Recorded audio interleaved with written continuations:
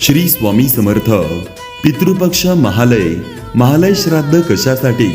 गरुड पुराणमध्ये म्हटले आहे, अन्नम पितृभ्य श्रेयस्करम नान्यत पितृपूजनम तस्मात् सर्व प्रयत्नेन दद्यात श्राद्धेन मुक्तमम.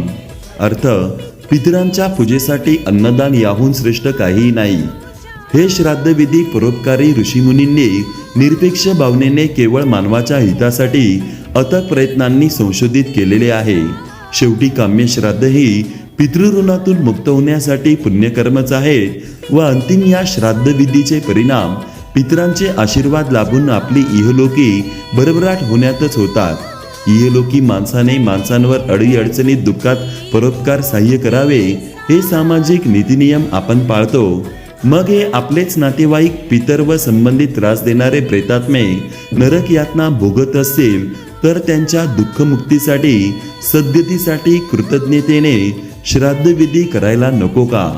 विधिवत केलेले श्राद्ध आणि त्या अंतर्गत केलेले सत्पात्री दान केव्हाही वाया जात नाही.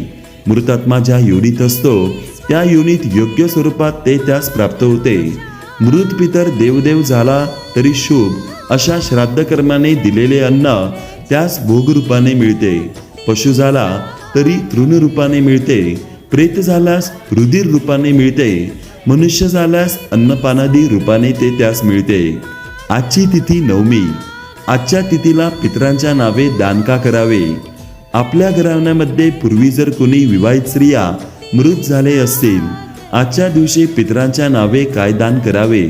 सौभाग्य वस्तू, तूप, गोड पदार्थ यांचे सत्पात्री दान करावे.